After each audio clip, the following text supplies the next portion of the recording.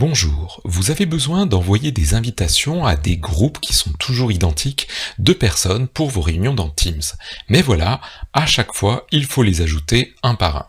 Je vous montre aujourd'hui comment créer une liste de contacts qui vous permettra, avec juste un nom, d'inviter plein de personnes à chacune de vos réunions. C'est parti!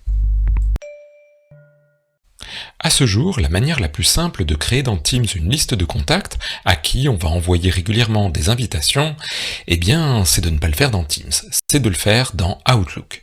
Rendez-vous donc sur outlook.office.com et une fois que vous êtes dans votre boîte mail, je vous montre comment créer cette liste. Tout d'abord, cliquez sur la barre latérale sur les petits bonshommes de contact. Éventuellement, suivant l'organisation de votre page, les contacts, les petits bonshommes peuvent être aussi en bas. Cliquez dessus et nous allons voir comment nous allons pouvoir créer des gens dans une liste. Pour cela, cliquez sur le bouton bleu qui est tout en haut et faites Nouvelle liste de contacts.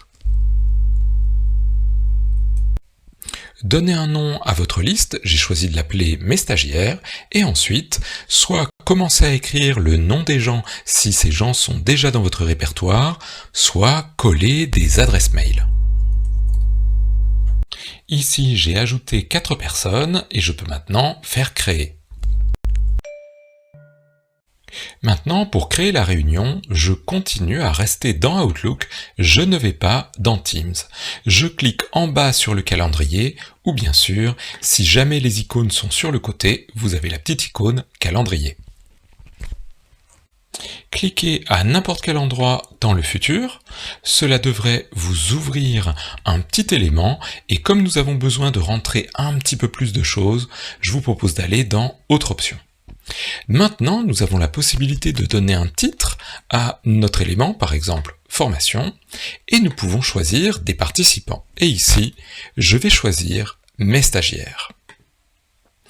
Vous noterez que nous avons un petit plus qui est juste devant, et quand je clique dessus, si j'ai envie, je peux déplier pour voir la liste de tous les participants.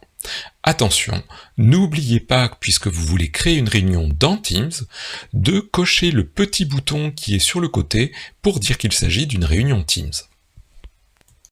Une fois que vous avez terminé et que vous avez vérifié le titre, les participants, la date, les horaires et que vous avez bien coché Réunion Teams, vous pouvez cliquer en haut sur le bouton Envoyer. Si vous ouvrez Teams, vous verrez que dans le calendrier, vous avez bien votre réunion et que tous les gens ont bien reçu une invitation.